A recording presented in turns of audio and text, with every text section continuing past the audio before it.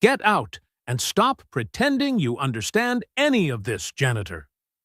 Professor Laurel Kensington pointed directly at the door, her fingers slicing through the air like a weapon. The 37-year-old woman, the mathematics star of Hudson Heights University, had just humiliated Holden Carraway in front of 30 graduate students, treating him like a stain beneath her designer heels. Holden's hands froze on the cleaning cart. 30 pairs of eyes burned into his back as the students giggled, delighted by this unexpected bit of entertainment.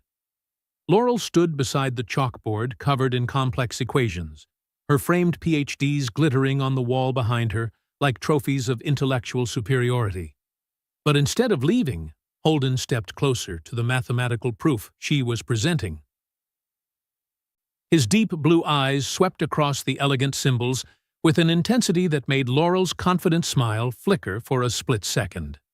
"Professor," Holden said softly, his voice slicing through the silence, "there's an error in your third line." The room erupted with stunned whispers. The air shifted. And Laurel Kensington, who had always believed she could not be wrong, suddenly stood frozen like a statue. What happens when the person you look down on the most sees something you completely missed? If you enjoy dramatic reversals like this one, don't forget to subscribe so you won't miss what comes next. And ask yourself, how will Laurel react when a janitor points out a mistake in her lecture right in the middle of class? Let's find out what happens next. The humiliation echoed through the marble halls of Hudson Heights University like a silent declaration of war. Within hours, the rumor spread like dry fire. The janitor had dared to challenge Professor Laurel Kensington, the rising star of the mathematics department, the pride of the entire university. In Laurel's corner office, where wide glass windows overlooked lawns manicured like a royal garden, students dressed in designer casuals chatted about philosophy and game theory over $12 lattes. The four walls around her displayed degrees from Harvard, MIT, Cambridge, like a shrine honoring intellectual supremacy. Prestigious journal publications lined her shelves. At faculty dinner parties, she raised glasses of wine that cost a month's salary for some people, engaging in academic debates with decorated Nobel laureates. Laurel was the embodiment of the academic elite, and she behaved as if she were entitled to it. On the other side of that world, Holden Carraway began his shift just as the sun dipped below the horizon. His old cleaning cart rolled through silent after-hours hallways, restrooms, classrooms, and laboratories. 3 buildings, 8 hours of work, emptying trash, mopping floors, restocking toilet paper, sanitizing desks and chairs. But during the rare minutes he could rest, Holden opened advanced mathematics books he had carefully hidden among maintenance manuals. His locker held 2 contradictory worlds: cleaning chemicals and notebooks, filled edge to edge with complicated mathematical proofs, stained with coffee drips from studying in a rush during night shifts. The hierarchy on this campus was as clear as a cloudless sky. Students paid $75,000 a year for the privilege of calling themselves Hudson Heights. Professors lived in ivory towers where intellect was measured in grants and research output. And support staff like Holden were nearly invisible. Silent gears keep the academic paradise running, without anyone bothering to look their way. To Laurel, that hierarchy was simply the natural order.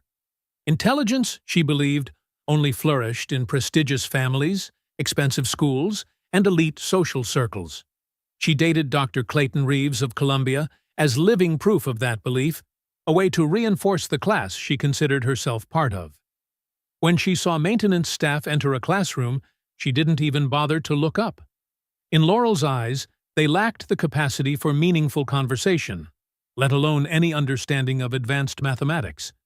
And yet, even as she basked in the perfection of her world, a world built from pride and privilege, the first cracks had already begun to form. She didn't yet know that the man pushing the cleaning cart was about to shatter the entire illusion she had believed in her whole life. Holden Carraway had not always been the man working night shifts behind a cleaning cart. 9 years ago, he had been a promising doctoral student at Columbia University, pursuing mathematical problems that only a very small circle in the world could understand. His professors all said Holden's future was bright, that he would become one of the great mathematicians of his generation. Then he met Sydney Halpern. She was a waitress at the cafe where he often studied until midnight. Sydney had a smile that made him forget equations, and green eyes that convinced him life still had room for miracles. They fell in love fast, intensely, the kind of love that belongs on the pages of youth novels. At 22, all passion and naivete, they didn't protect themselves. When Sydney became pregnant, Holden didn't hesitate. He took a semester off to prepare for fatherhood. They rented a small apartment in Queens and planned a simple wedding after the baby arrived. Hazel Carraway came into the world on a freezing winter night. She was perfect, tiny, with her mother's blue eyes and a spark of cleverness that Holden recognized instantly. He held his daughter in his arms and felt the universe shift around him. 3 months later, their world collapsed. "Congenital heart defect," Dr. Nina Parkhurst said, her voice gentle but unable to hide the severity. "Hazel has a ventricular septal defect. She needs surgery as soon as possible. Estimated cost, $280,000. Insurance covered only part of it. They still had to shoulder more than $120,000 out of pocket. Holden started taking on every job he could find, tutoring math, working library shifts, accepting any task as long as it paid. Sydney worked 2, sometimes 3 shifts a day. But the medical bills arrived faster than they could earn money. Debt piled up like a boulder, crushing their chest.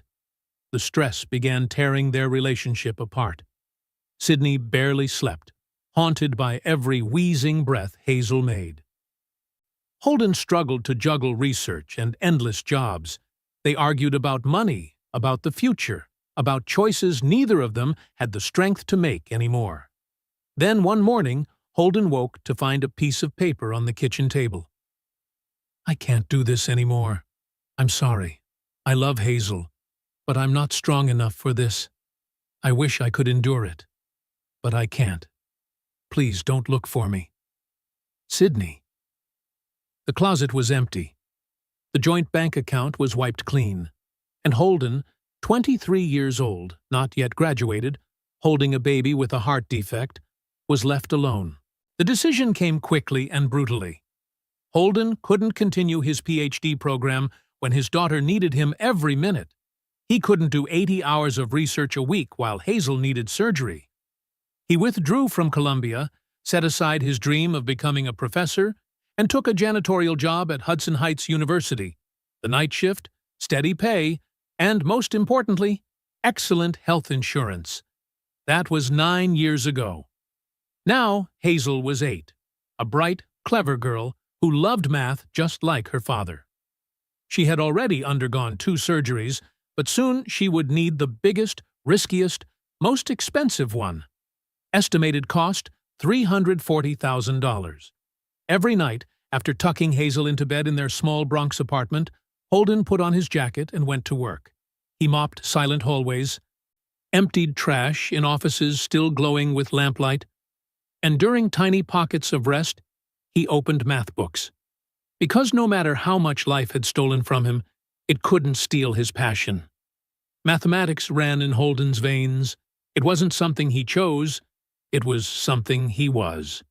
And tonight, when he stepped into Professor Laurel Kensington's lecture hall to do his job, Holden couldn't stop his eyes from drifting to the chalkboard, couldn't help noticing the mistake in the proof, couldn't stop himself from speaking up, because, to Holden, mathematics was always the truth.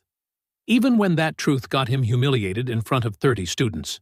The whispers about the incident in the lecture hall spread across Hudson Heights like wildfire. But what kept Laurel Kensington awake at night wasn't the humiliation. It was the truth. That janitor, the man she had looked down on, had been right. Completely right. She spent 20 minutes checking the equation again, and ultimately had no choice but to accept her own miscalculation. It haunted her. How could a maintenance worker see something a Harvard-trained professor had missed? The Euler competition was approaching, the most prestigious mathematical event of the year. The prize, $50,000, and automatic admission into the PhD program of any participating university. Math departments worldwide treated the competition as a measure of academic prestige and a tool for recruiting prodigies. Laurel was head of the judging committee. For 15 years, her reputation had been built on her ability to recognize true genius, her never-wrong judgment. This year, she anticipated her greatest triumph yet. 12 candidates, all Harvard, MIT, Yale graduate students, the names born from the elite education she trusted absolutely. 3 days after the incident, Laurel stood before a packed auditorium to announce the Euler Challenge registration list. Her voice was full of confidence as she described the rigor of the competition. "This competition represents the pinnacle of mathematical achievement," she declared. $50,000 and automatic PhD admission await those who truly possess intellectual depth. A Harvard graduate student raised his hand. "Professor Kensington, can all university employees participate as well?" Laurel's smile curved upward with condescension. "Technically, yes, but advanced mathematics requires many years of formal training. We don't want anyone embarrassing themselves in public." She glanced across the room, deliberately locating Holden near the back exit, momentarily pausing his cleaning duties to listen. The message could not have been clearer. To demonstrate the minimum difficulty level, Laurel stepped to the chalkboard and wrote an analytic integral. It looked simple, but solving it correctly required high technique. "Anyone who cannot solve this," she said, "probably should not waste our time with the real competition." Students bent over their papers, using a variety of complex methods. Within minutes, most had arrived at the numerical answer. Laurel nodded with approval. "Excellent. This is the baseline mathematical level we expect." She was reaching for the eraser when a soft voice cut through the room, clear enough to interrupt the shared satisfaction. "Professor Kensington, there's a more elegant approach using symmetry." The room fell dead silent. 30 heads turned in unison toward the maintenance worker who had dared interrupt the lecture. Laurel froze, her hand suspended over the eraser. Her practiced smile tightened as she turned to face the challenge to her authority. "Oh, really?" She emphasized each word. "Then enlighten us." Holden stepped forward, wearing his plain uniform, yet his confidence made several graduate students hold their breath. He picked up the chalk. His strokes were sharp, crisp, astonishingly professional. Instead of the long, cumbersome methods the students used, Holden applied a clever substitution based on symmetry in the trigonometric functions. "By noticing this integral has mirror symmetry," he explained, "we can transform it into a much simpler form. Same answer, but half the effort." His method was beautiful, clean, refined, so much so that the graduate students leaned forward instinctively. Even Laurel had to silently admit that his approach was truly impressive. But the moment Holden set the chalk down, scattered applause broke out. Laurel extinguished it with a glare sharp as a blade. The rivalry inside her ignited fiercely. In a moment of arrogance and recklessness, an explosive mix of embarrassment and something she couldn't yet name, Laurel strode to the chalkboard, dragged the chalk hard across the surface, and wrote a complex differential equation taken directly from her own research. "Very well," she said, turning to face the breathless auditorium, her voice echoing. "If you think you have such mathematical talent—" She paused for a beat, then said clearly, "Solve this, and I'll marry you."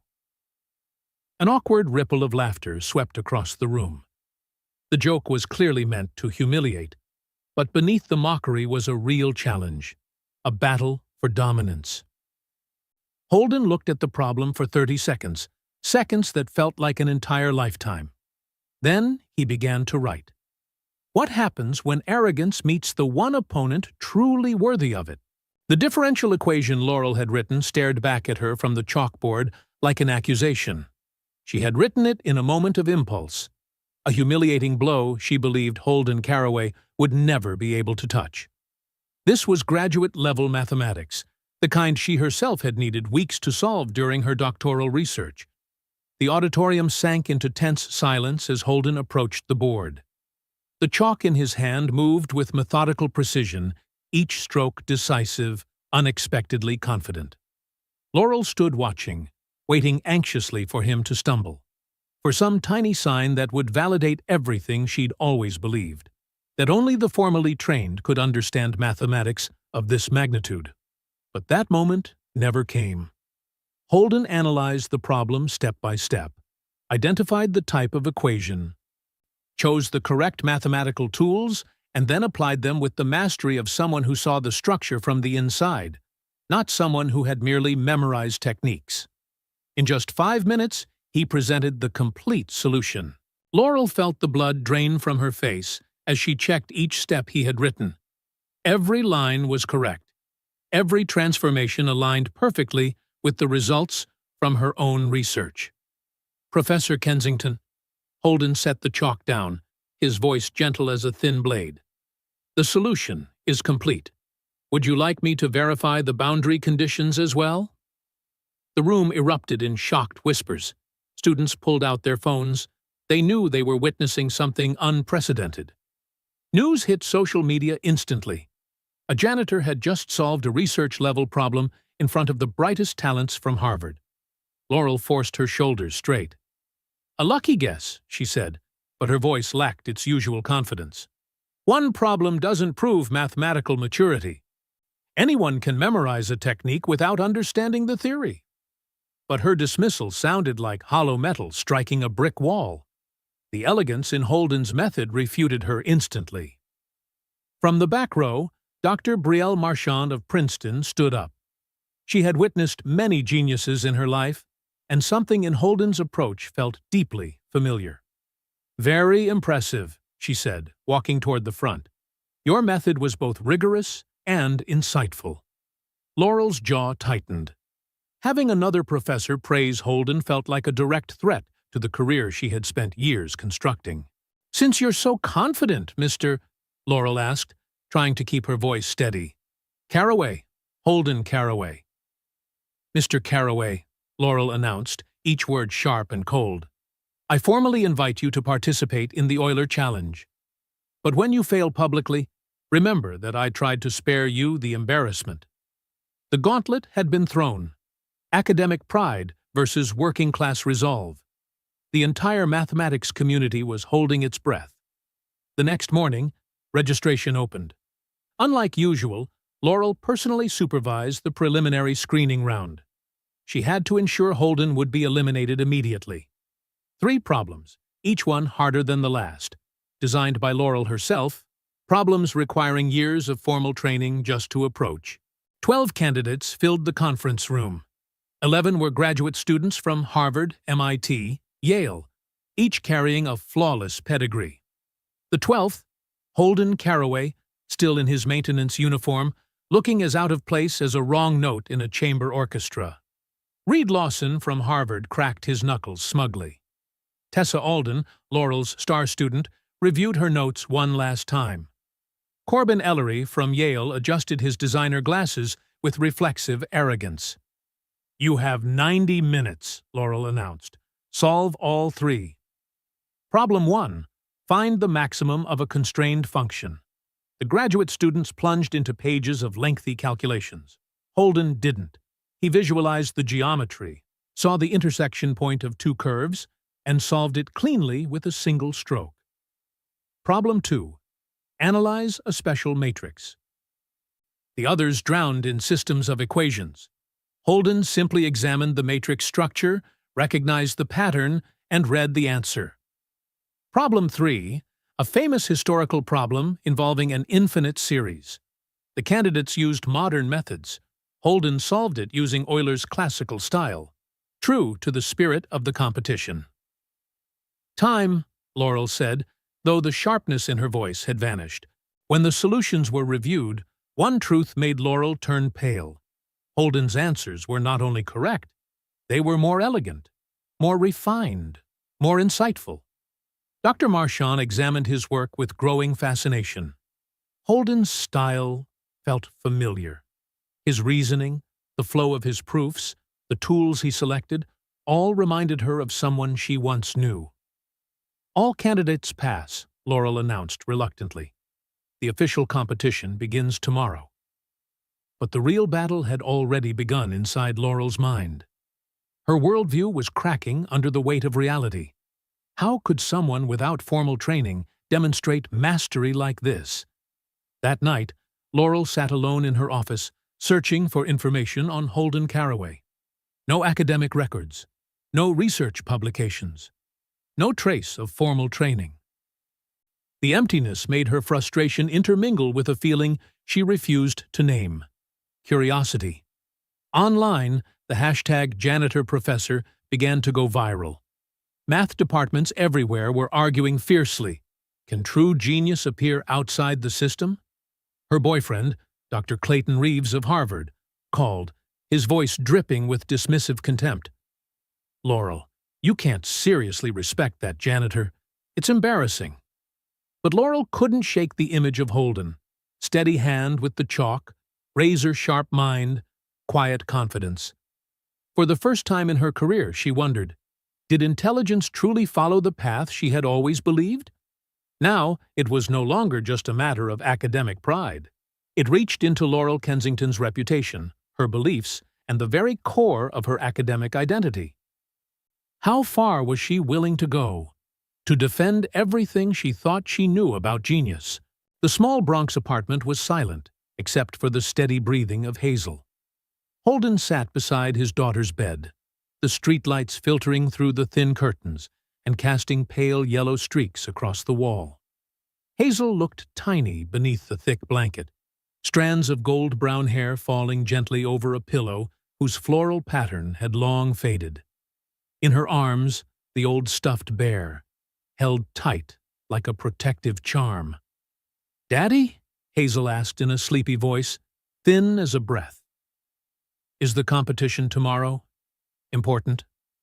Holden gently brushed her hair. "Very important, sweetheart." "Because it's to fix my heart, right?" Holden's chest tightened. 8 years old. She was only 8, yet she knew far too much about hospital bills, surgeries, and the fact that her father worked 2 shifts a day just to keep her alive. "That's right, honey," he said. "But it's more than that. It's to prove that dreams don't disappear. Sometimes they just fall asleep for a little while." "Like the princess in the forest?" "Exactly like that." Hazel was quiet for a moment before asking, "You're going to win, right?" Holden didn't lie to his daughter. "I will do my very best. That's all any of us can do." When Hazel was fully asleep, Holden returned to the tiny kitchen table. Around him, medical bills were stacked like silent accusations. Dr. Parkhurst had been clear. Hazel needed surgery within 6 months. Her heart was growing, but so was the defect. $340,000. The number repeated in his mind like a death sentence. 50,000 from the Euler Challenge wouldn't be enough. But it was a beginning. More importantly, winning would open a door he thought had closed forever. A PhD scholarship, a researcher's salary, a future where Hazel could finally have what she deserved. His phone buzzed on the table. A text from an unknown number. "Withdraw from the competition. You don't belong there." A concerned friend. This wasn't the first message. All week, anonymous emails had come in, sometimes threatening, sometimes mocking, sometimes pretending to be concerned. All of them wanted him back in his lane. But Holden couldn't. Not when his daughter slept in the next room, her fragile heart fighting each beat to keep her alive. He opened his worn-out notebook, the last one he kept from his days at Columbia. The final pages were still filled with unfinished equations, chalk-like marks he had made 9 years ago, when he'd been on the verge of a breakthrough in quantum field theory. Just a little further. Then Sydney left, and that dream died. Or maybe it only slept. Like the princess in the story Hazel had just mentioned, Holden checked the time. 11:45 p.m. He had to be at work at 6 in the morning. But before that, he had to prepare. Laurel Kensington was not his only adversary. The entire academic system, the ivory towers, the prestigious degrees, the invisible walls, had been built to keep people like him outside. No credentials, no connections, no reputation. Only raw intellect and the desperation of a father trying to keep his daughter alive. But mathematics didn't care about degrees. It cared only about truth. And Holden Carraway, janitor, single father, former doctoral student, knew truth when he saw it. Tomorrow, he would remind the world of that. The main auditorium vibrated with a kind of charged excitement, like electricity running through every row. 800 seats were packed with students, faculty, and curious onlookers who had come solely to witness the story that had swept across campus. A janitor daring to challenge the royalty of academia. Global live stream viewership surpassed 30,000 within minutes as rumors about the undocumented challenger spilled into international mathematics communities. Laurel stood at the podium, immaculate in her tailored suit, radiating the confidence of someone who had always believed she held absolute authority. As department chair and head of the judging panel, this was her territory, her rules. A perfect chance to restore the natural order after the week's unwelcome disruptions. "Welcome to the Euler Challenge," she declared, her voice echoing off polished wooden walls. "Today, we honor pure mathematical excellence. True mathematical maturity comes from years of rigorous training and proper preparation." As her gaze swept across the contestants, it lingered on Holden, longer than politeness allowed. The implication was clearer than any spoken words. You do not belong here. The competition's format was brutal yet elegant. 3 rounds, eliminating contestants step by step, from 12 to 6, 6 to 3, and finally, one crowned champion. Laurel had deliberately designed the rounds to favor formal education, requirements only well-trained PhD candidates could master. The judges were introduced: Harvard, MIT, Princeton. Dr. Marchand offered a polite nod, though her eyes held a trace of concern she couldn't hide. Then came the contestant introductions: Harvard, Yale, MIT, Berkeley. And finally, Holden Carraway, University Maintenance Staff. The auditorium fell into an awkward silence. A few scattered laughs broke out, small but sharp as needles. Laurel smiled with satisfaction. The contrast was perfect for her intent. Round 1's elimination problem appeared. Prove that the sum of the first n odd numbers is always a perfect square. So simple it was almost insulting. Exactly the bait Laurel wanted, designed so the legitimate candidates could shine effortlessly. Whiteboards filled quickly with symbols, formulas, and formal proofs. Mechanical, textbook, predictable. But Holden was different. He didn't write formulas. He drew. Patterns of squares built from small dots, growing from 1 to 3, then 5, then 7. Each layer of odd numbers forms a larger square. "Look," Holden said into the microphone, his voice strangely calm. "Mathematics isn't just formulas. It's how we see the hidden structure beneath." The entire auditorium leaned toward his board. No one needed a PhD to understand what he was showing. Dr. Marchand leaned forward, almost smiling. "Brilliant," she whispered. "This is mathematical intuition." The live stream exploded. "I understood math for the first time.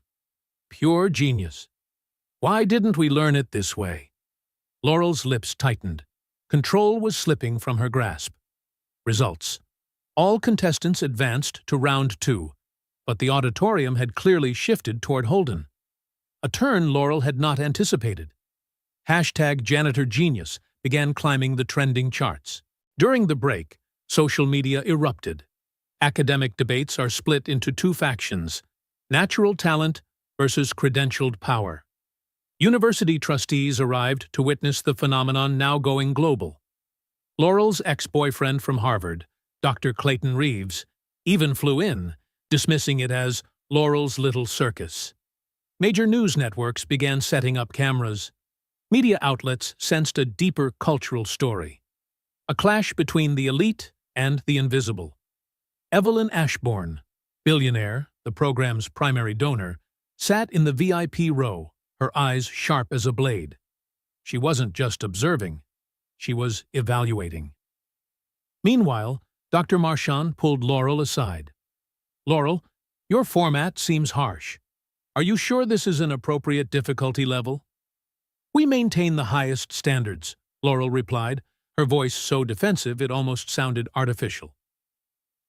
But Marchand had seen something, and it troubled her. That night, Holden sat in the quiet apartment, Hazel already asleep. In front of him were advanced textbooks he'd borrowed from the library, pages dense with the language of another world. But gradually, connections began to emerge. The advanced concepts reminded him of the simple ideas he had once mastered at Columbia, like realizing that a castle is built from the same bricks as a small house. His phone buzzed. A message from Tessa Alden. "Mr. Carraway, your proof taught me more than 3 years of graduate study. You see connections we completely miss. Good luck tomorrow." Then another from Reed Lawson. "You made all of us see math differently. Not formulas, meaning." But support wasn't the only thing coming. So was backlash. The academic elite mocked him, questioning whether he truly deserved to participate. Clayton Reeves wrote an op-ed that went viral. "This is a spectacle that undermines the standards of higher education." Laurel subtly amplified these sentiments with statements sweet as honey, but exclusionary at their core. The next morning, Holden arrived early. He worked his usual janitorial shift from 6 a.m. to 2 p.m. and had only 2 hours to rest before the semifinals. His uniform still smelled of cleaning solution when he stepped into the stage-lit auditorium. Laurel noticed, and she didn't miss her chance. "Perhaps manual labor isn't compatible with serious academic activity," she said loudly enough for the cameras to capture. A cold strike. And worse, it carried a sliver of truth. Holden was fighting a battle his competitors, propped up by privilege and networks, could never understand. The day of the semifinals arrived, and the auditorium hummed with a predictive buzz. 6 contestants took their positions as the problem appeared on the giant screen, a string of technical symbols that, to most ordinary viewers, looked like an alien language. Determine the convergence properties of this infinite series and analyze its behavior. For anyone outside the world of mathematics, the problem was nearly inaccessible. But Holden saw straight through the intimidating terminology and recognized the core question. Does the series stabilize or spiral out of control? While the other contestants mechanically applied memorized formulas, Holden did something entirely different. He used intuition to grasp the essence of the problem, then sketched simple graphs modeling how the series behaved, sometimes approaching a stable value, sometimes growing wildly without end. "Imagine it like a bouncing ball," Holden explained, his voice calm and clear. "Sometimes each bounce gets smaller until it stops. Sometimes the bounces get bigger, more chaotic, and never end. Mathematics tells us which kind this ball is." His explanation made a graduate-level topic suddenly clear to the audience. The hall erupted in applause. Dr. Marchand rose to her feet, clapping openly, her eyes alight as if she had just discovered a gem. "Extraordinary," she said loudly, addressing the panel. "This is understanding at its deepest level. He's not just solving the problem, he's revealing the beauty beneath the complex theory." Even Laurel couldn't deny. This was not luck, not a coincidence. This was genuine intellect operating at the highest level. When the results were announced, the 3 finalists were Tessa Alden, Laurel's star student, Reed Lawson, representing Harvard, Holden Carraway, the janitor. Global viewership peaked at 85,000. Math institutes across the world began to wonder, Are all our old assumptions about intelligence and education beginning to crack? That night, Laurel shut her office door and began assembling the final round problem. She did not choose randomly. She chose the exact problem from her PhD dissertation. A problem she herself had spent 3 years solving, equipped with full resources, advisors, and endless time. If anything could expose the limits of a self-taught mind, of an uncredentialed genius, it was this. Sitting alone in her dark office, Laurel stared out the window at the Hudson River. Manhattan's lights flickered like stars that had fallen to earth. Her reputation, her faith in the proper educational system, the entire identity she had built through her career, all hung by a fragile thread over tomorrow. Part of her wanted Holden to fail, needed him to fail, to restore the old worldview she had believed was unshakable. But a tiny part of her, very tiny, whispered, "What if I've been wrong all along?" Laurel's phone buzzed. A message from Clayton Reeves. "Tomorrow this joke ends. Then we go back to normal. Dinner?" Laurel stared at the screen. Normal. Was that really what she wanted? A world where value was measured by pedigree? Where people like Holden were forever relegated to jobs that never revealed their true intellect? She didn't reply to Clayton. Instead, she opened the file containing the semi-final solutions. Holden's work filled the screen. Subtle reasoning, elegant structure, mathematical lines that looked almost alive with deep intuition. For the first time in many years, Laurel Kensington felt something she thought had long died. Doubt in herself. She leaned back in her chair, gazing at the city through the office glass. Manhattan, glittering, proud, had once symbolized everything she believed in. System, hierarchy, structure, order. But here, in this very place, a man with no degree, no privilege, no institutional backing, was shaking the entire mathematical world. And in the darkness of her office, Laurel admitted a bitter truth. Tomorrow, no matter who wins, her world would never be the same again. The morning of the final arrived with an energy unlike anything before. News crews had set up cameras all over the auditorium.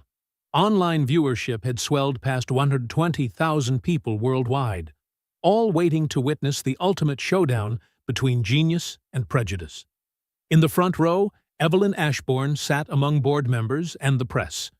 Representatives from the New York Times, the Washington Post, and CNN were present, ready to report on what had become a national conversation about class, education, and opportunity. Laurel stepped onto the stage with an almost unnatural confidence, her tailored suit immaculate, her face radiating an air of absolute control. She had spent the entire night crafting what she believed to be the perfect trap.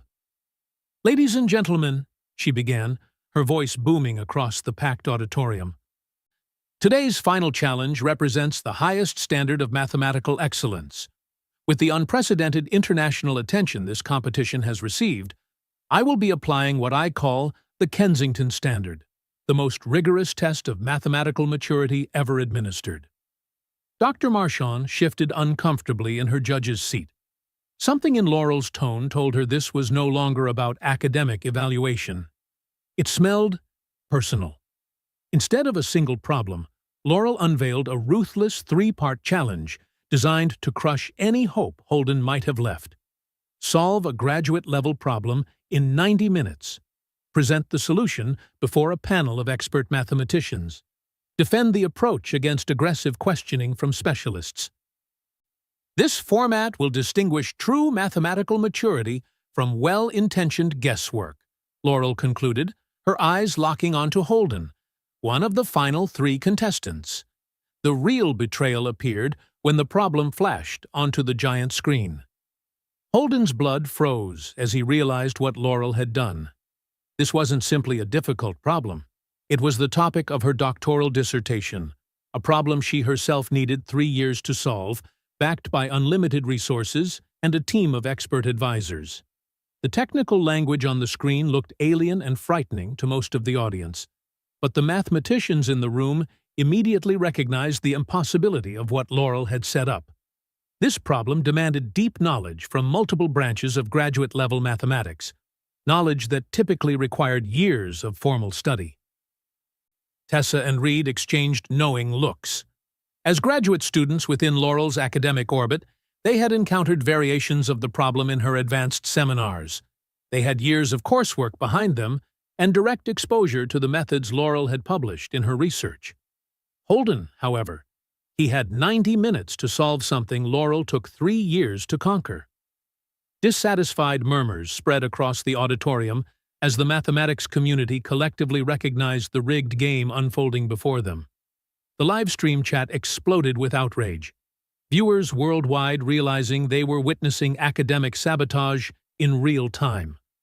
Dr. Marchand shot to her feet, her face red with anger. Laurel, a problem of this complexity is entirely inappropriate for a public mathematics competition. Excellence requires the highest standards, Laurel replied coldly, her voice slicing through the suddenly hushed auditorium. We cannot lower expectations simply because some contestants lack proper preparation. Her eyes locked onto Holden again as she delivered the final psychological blow. You have 90 minutes to prove you belong in serious mathematics.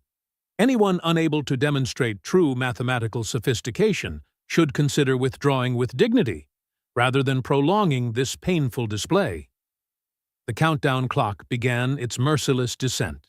Holden stared at the impossible problem, fully aware that Laurel had pushed the competition into territory where his self-taught background simply couldn't keep up. The first 30 minutes were pure agony.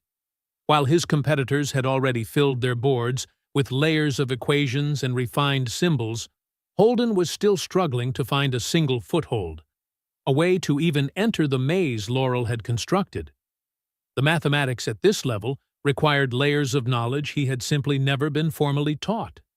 His whiteboard remained nearly empty, only a few tentative beginnings crossed out, each one a half-formed attempt leading straight into a dead end. Laurel provided a steady stream of commentary for the live stream audience, her voice dripping with the satisfaction of being vindicated. We are witnessing the fundamental difference between formal mathematical education and well-meaning enthusiasm. Advanced problems like this require a systematic knowledge base built over many years of serious study. At the 45-minute mark, cameras zoomed in on Holden's face. Desperation had set in. He started down multiple approaches, erased them, then tried again. Each failure didn't only smear the whiteboard, it deepened the realization for everyone watching that he was fighting almost entirely blind.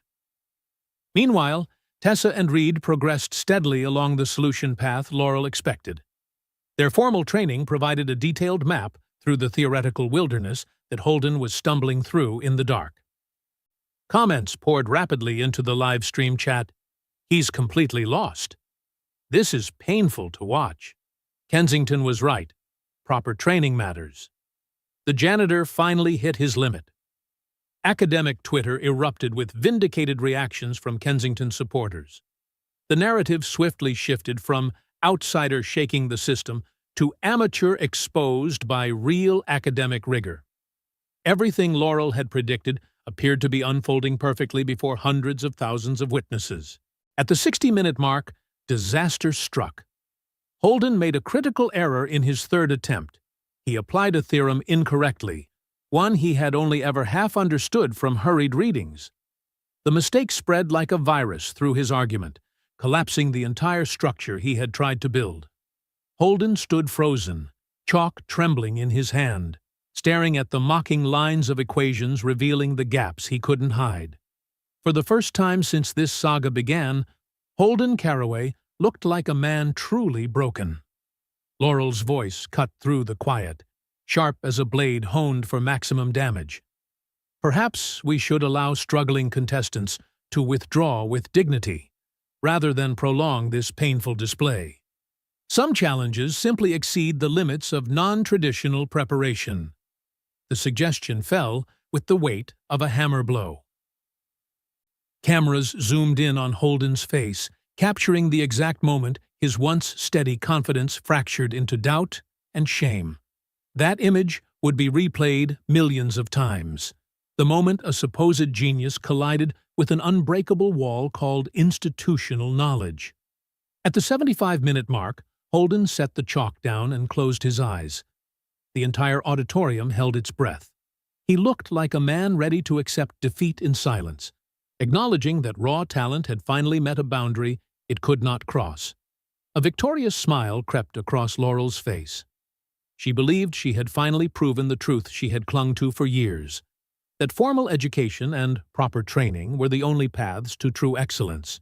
Just then, Dr. Marchand shot up from the judge's seat, unable to stay silent for even one more second.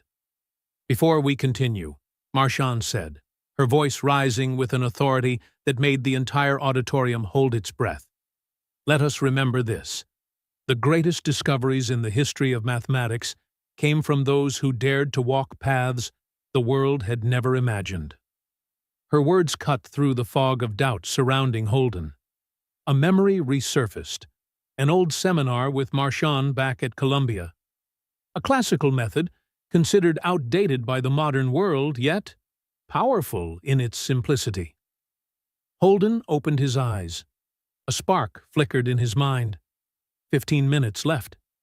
Not enough for the ordinary, but enough for the unexpected. Holden wiped the board clean and started over. He did not go down the deep technical route that Laurel wanted. He returned to the classical foundations of mathematical analysis, something many had dismissed long ago. A Harvard professor whispered, "What on earth is he doing?" But slowly, a path emerged on the whiteboard. Not modern machinery, not high-end theory, but variational methods, minimizing energy, the way water naturally seeks a downhill path. 10 minutes left.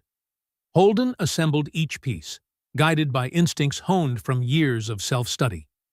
Marchand suddenly stood again, eyes shining. She recognized what she was seeing. This style? It came from a classical genius she had studied for years. Time expired. Holden stepped back. His solution was complete, so elegant that Laurel went silent. The presentations began. Tessa and Reed spoke cleanly, correctly, in the precise academic style Laurel had trained them in. Everything was proper, but nothing remarkable. Then it was Holden's turn. He stepped to the board, his voice calm and resonant. "The more complex a problem is, the more it must be viewed with simplicity. I approached it by asking the most basic question: which configuration minimizes the energy?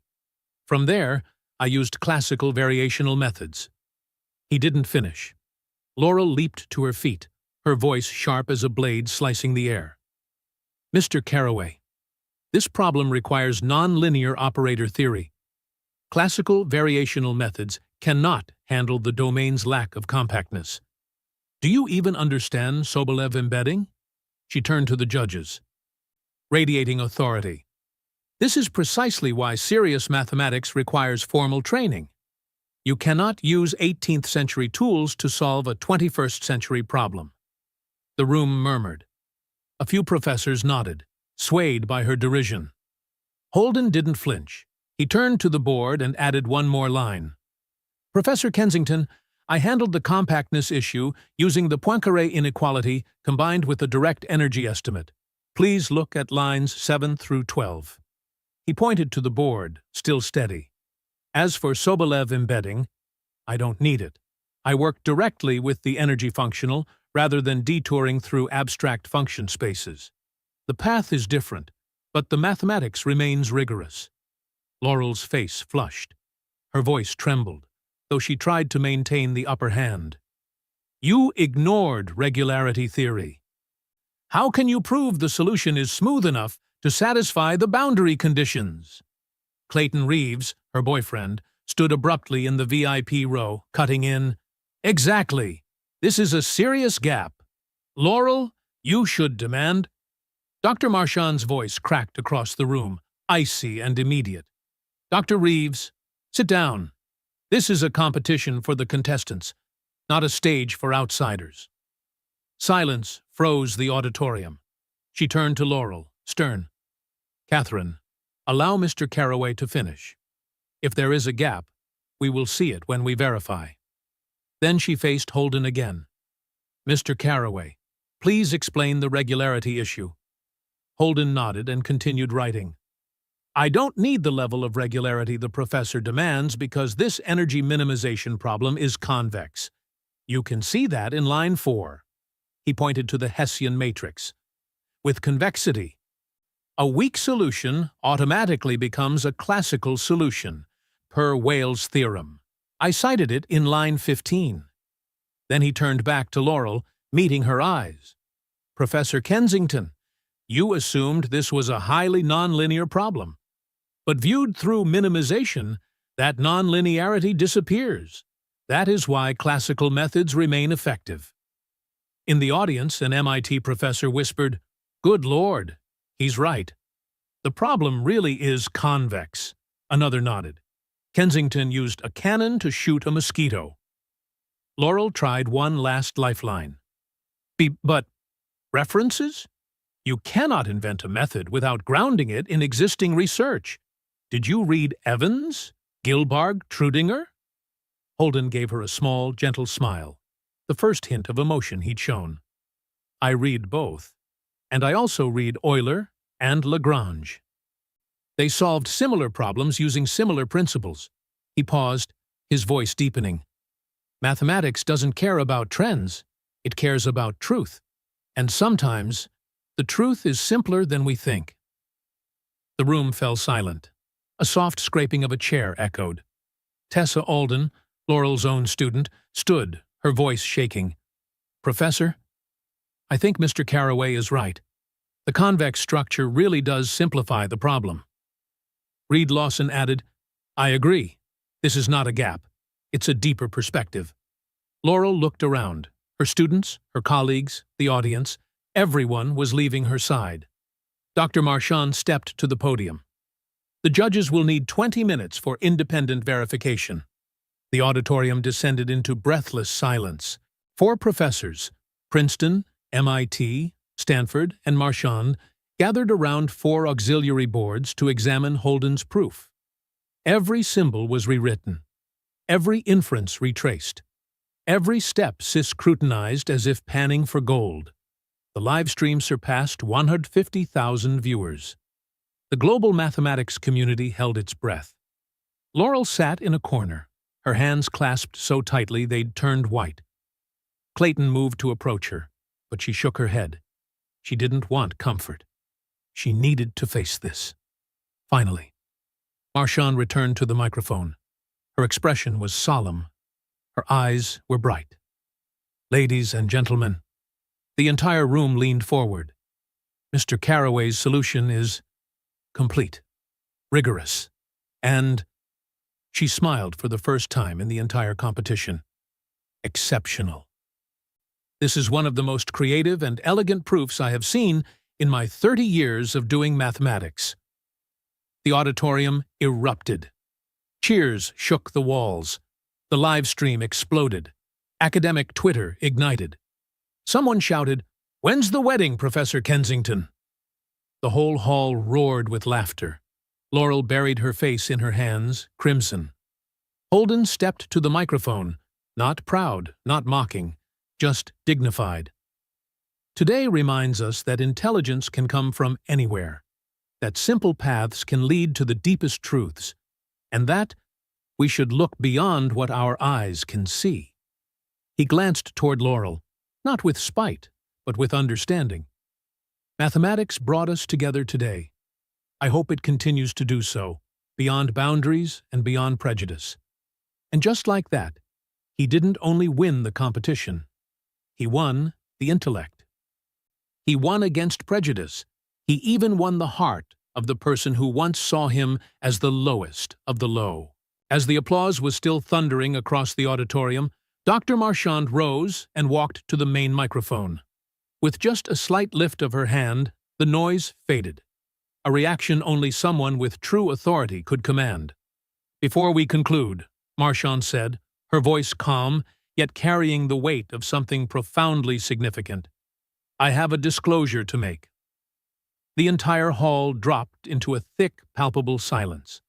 Laurel lifted her head from her near collapse, her eyes widening, as if sensing that another tidal wave was about to hit. Throughout this competition, I've been haunted by a certain familiarity in the way Mr. Carraway does mathematics, Marchand continued. His approach, his subtle pathways, the elegance of his reasoning, they all reminded me of someone I once supervised. She turned to Holden, her gaze striking him like a confirmation. I've remembered.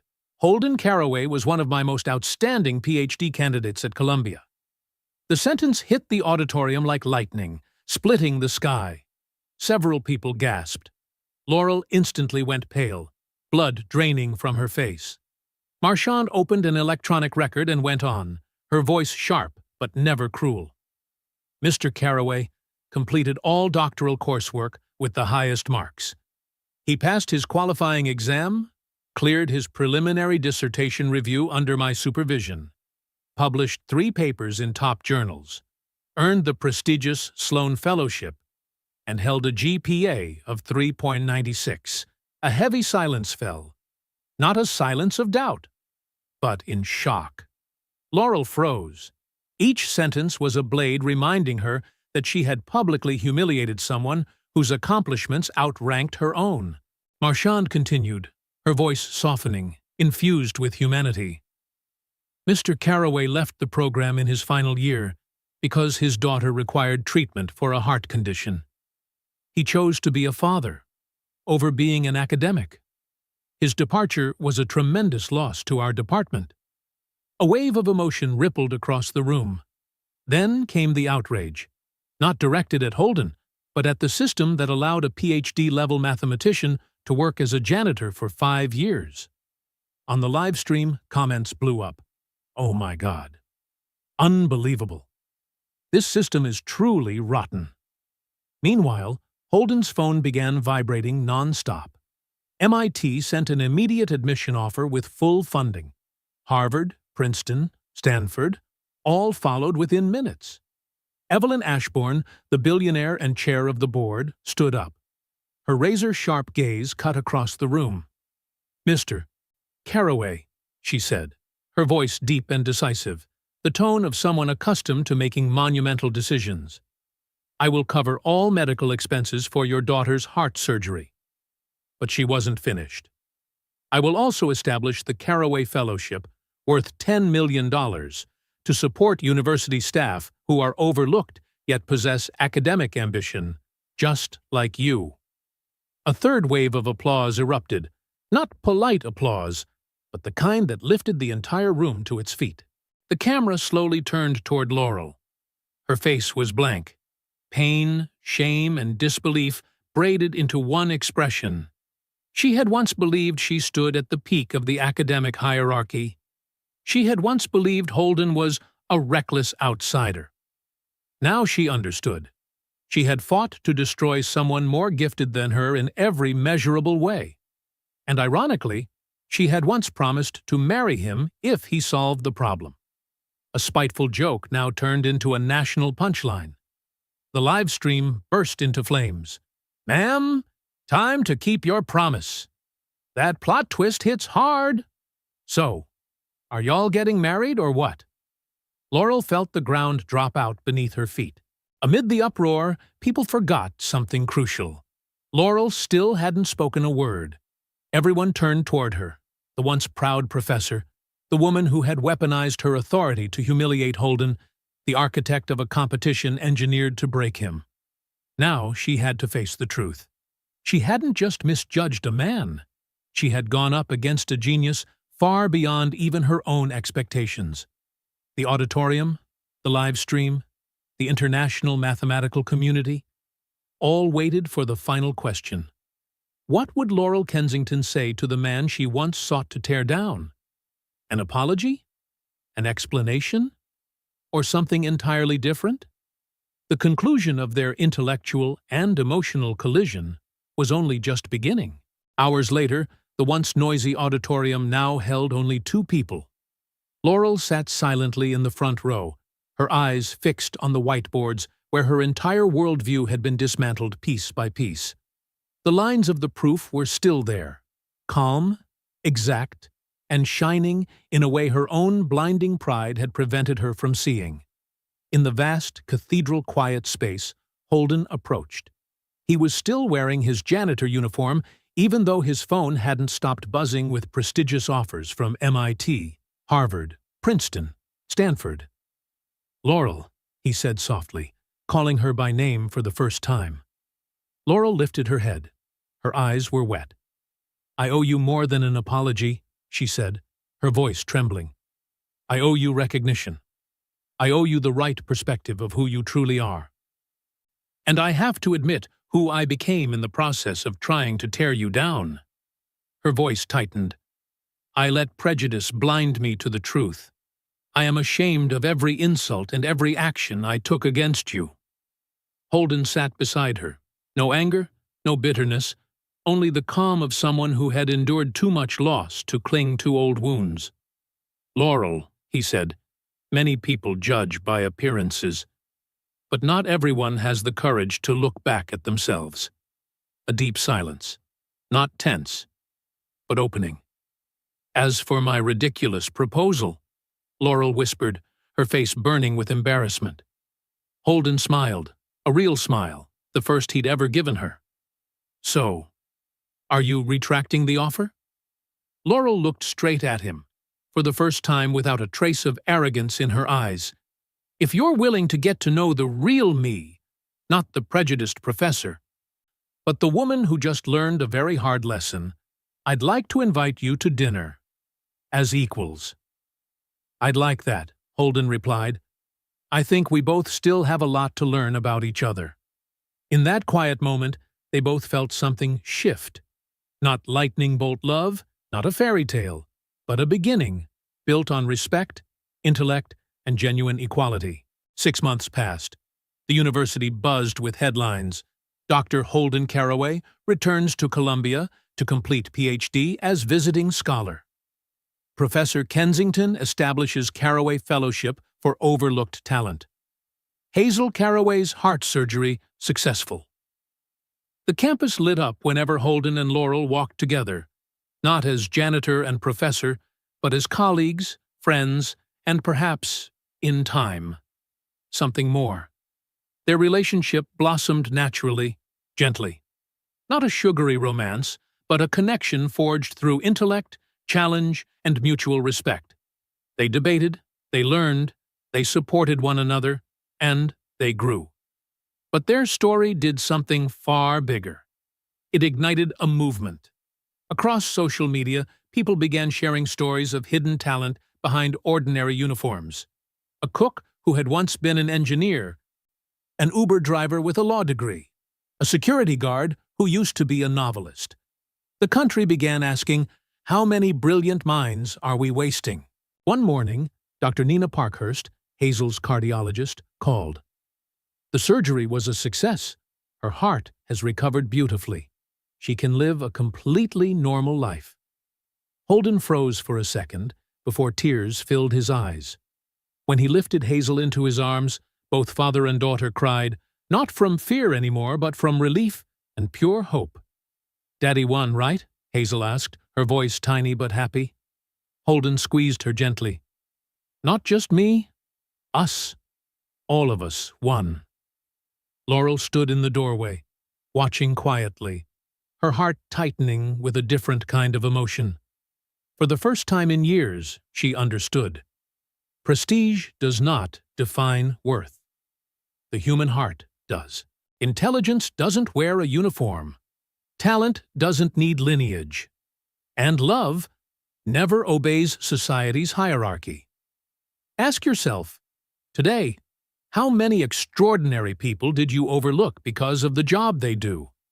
Do you truly look at the people who make your coffee, who clean your buildings, who stand in the background of your life? Do you hear their stories?